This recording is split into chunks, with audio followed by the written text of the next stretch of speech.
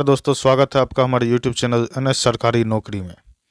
दोस्तों, SSC phase 11 का नया वैकेंसी आ चुका है। इसका कब आपका फॉर्म भराएगा, कितना कैसे क्या प्रोसेस है, कितना दिन तक फॉर्म भराएगा, कितना इसमें पोस्ट है, टोटल जानकारी के साथ आपको ये वीडियो मिल रहा है। एक एक पॉइंट को आपको ध्यान से समझना है, सब कुछ अच्छे से समझिए। तो यहाँ पर इसका जो बात कीजिएगा आप, यहाँ पर इसमें SC ST को एज रिलैक्सेशन मिलता है 5 साल का, OBC को मिलता है 3 साल का। ये सब आप लोग जो है सब जानते ही हैं कि ऐसा सब में रहता है।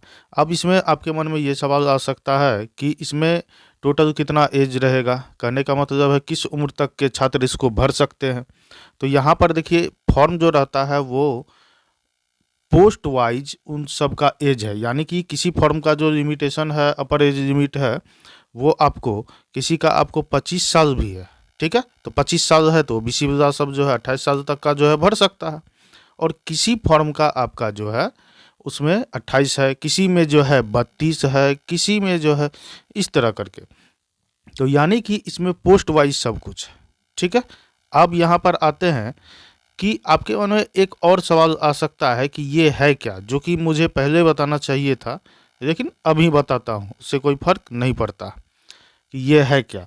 तो ये है क्या कि इसमें देखिए SSC का जितना भी जो है ढेर सारा विभाग है। तो ढेर सारा विभाग है जिसको कि देखते होंगे अलग अलग फॉर्म निकलता है, CHSL का, CGL का, स्टेनोग्राफर का, दिल्ली पुलिस, ढेर सारा फॉर्म निकलता है।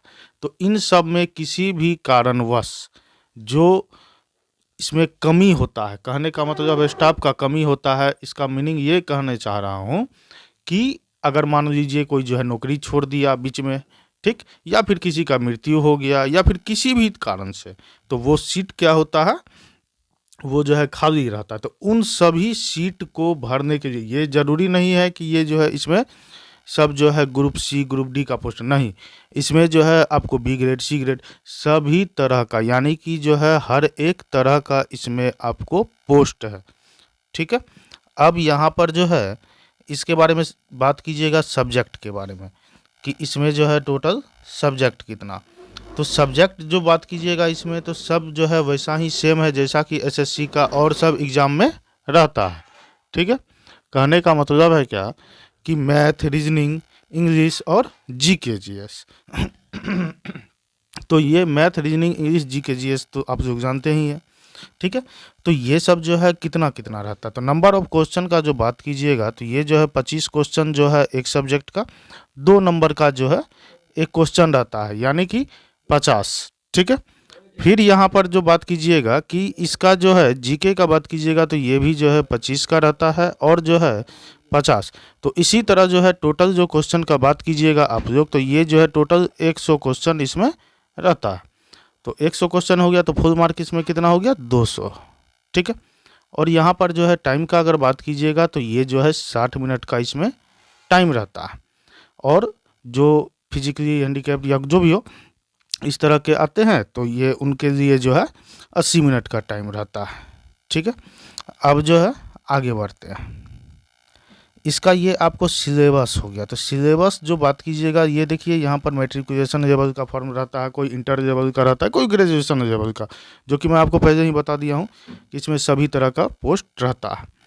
तो ये सब जो सिलेबस है, ये सब रीजनिंग, ये सब सिलेबस का जो बात कीजिएगा तो सीधा भाषा में आपको जो है इधर का जितना भी आप पढ़ते हैं, इधर का जितना भी तैयारी करते हैं, जो भी बुक में है आपका, लगभग में आप उसको मान सकते हैं। सिलेबस में ये सब है, जैसे fundamental arithmetical operation, percentage, ratio and proportion, average, ये सब आप लोग जानते ही हैं। ये जो है मैट्रिक का है। इसी तरह जो है इंटर का, बस उसी में क्या रहता है कि ये जो सिलेबस है ये सब मैं सीधा इस तरह आपको कह सकता हूँ कि यहाँ पर सबका जो है बस जैसे कि मैट्रिकुलेशन लेवल का है तो वही चैप्टर का उसी को जो है थोड़ा कम, मतलब थोड़ा इजी वे में देता है। फिर इंटर का है तो उससे थोड़ा टफ कर दिया, फिर जो है ग्रेजुएशन का है तो उससे थोड़ा टफ कर दिया, ठीक है।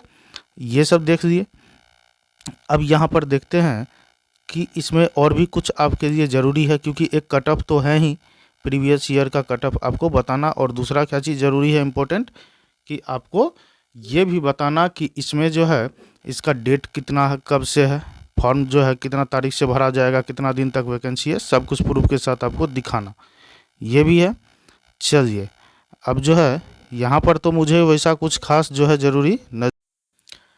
अब जो है इसका कट ऑफ का अगर बात कीजिएगा तो यहाँ पर इसका ये मेट्रिकुलेशन लेवल का ये अभी हम खोले हैं, यानी कि मेट्रिक के पोस्ट सबका कट ऑफ अलग अलग निकलता है। तो यहाँ पर जो है ये देख रहे होंगे कि टोटल जो स्टूडेंट पास किया है वो है 9482। ठीक है, मेट्रिकुलेशन लेवल का बात कर रहे हैं। तो इसमें इकोनॉमिकली वीकर सेक्शन का 501 है, एससी का 608 है, एसटी का 172 पास किया है, एक्स सर्विसमैन में जो है 16 किया है, ओबीसी का जो है 1647 किया। इसी तरह करके सभी का पास किया है। ये है मेट्रिकुलेशन लेवल का। ठीक है, अब यहाँ पर जो है इसका ये सब पोस्ट उस्ट के बारे में है। इसका देखिए ये सब इस तरह से अब यहाँ पर जो है मार्क के हिसाब से कट ऑफ देख लीजिए। ये जैसे कि ये सब जो है पोस्ट कोड इसमें होता है, तो पोस्ट कोड होता है।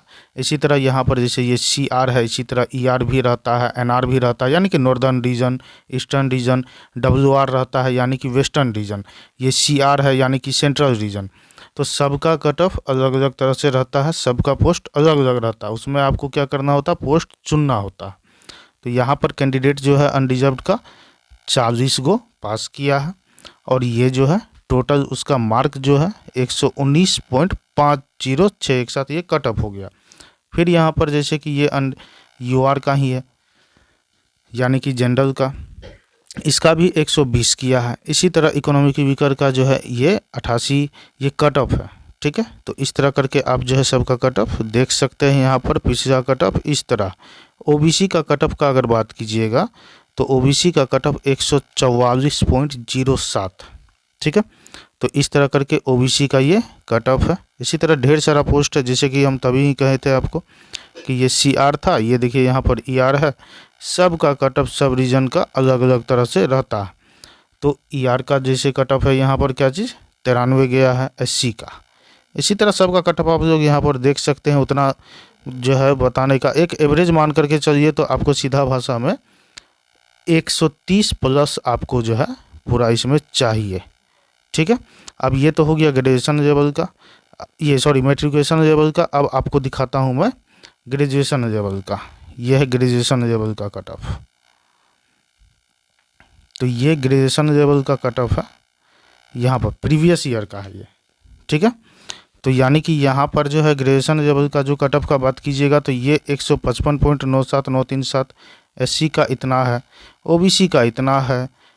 ये सब ये डेट ऑफ बर्थ के आधार पर है, इस वजह से जिसका जो है 25 फरवरी 1995 है इसका ये। तो इस तरह करके जो है ग्रेजुएशन लेवल का कट ऑफ आप लोग देख सकते हैं। सब पोस्ट का अलग अलग है। तो एक अप्रोक्स अगर हम लोग मान करके चलिए पोस्ट वाइज सबका कट ऑफ कम ज़्यादा करके जाता है। ठीक है, अब आते हैं यहाँ पर क्या चीज़ कि सिलेक्शन फेज 11 का जो है कट ऑफ हम लोग देख लेते हैं कि इसका ये सिलेक्शन फेज 11 का डेट कब है, कैसे क्या है। चलिए अब आपको मैं यहाँ पर सिलेक्शन फेज 11 के बारे में दिखाता हूँ। ध्यान से समझिए, एक एक पॉइंट को समझना बहुत ही ज़्यादा ज़रूरी है आपके लिए। चलिए ये जो है सिलेक्शन फेज 11 यहाँ पर आपको मैं अभी दिखा रहा हूँ, ध्यान से देखिए और समझिए।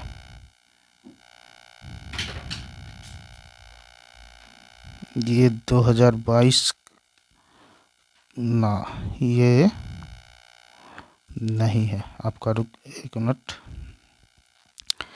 टेंटेटिव कैलेंडर कहाँ गया भाई, एग्जामिनेशन कैलेंडर 30 दिसंबर 2022 यही होना चाहिए, यही है। इसी में सिलेक्शन फेज 11 यहाँ पर आपको दिख रहा होगा, ये 4 नंबर का देखिए सिलेक्शन पोस्ट एग्जामिनेशन फेज 11। ये जो है 24 फरवरी 2023 को इसका आपको वैकेंसी आएगा और 17 मार्च 2023 तक इसका फॉर्म भर सकते हैं और मई से जून 2023 तक इसका एग्ज़ाम होगा 2023 तक। ठीक है, तो इसमें सब तरह का पोस्ट रहेगा। किसी भी तरह का आपके मन में अगर कोई सवाल हो तो वो आप मेरे से कमेंट करके पूछ सकते हैं, और नए हैं तो चैनल को सब्सक्राइब जरूर कीजिए और वीडियो को लाइक भी कीजिए। थैंक यू, जय हिंद।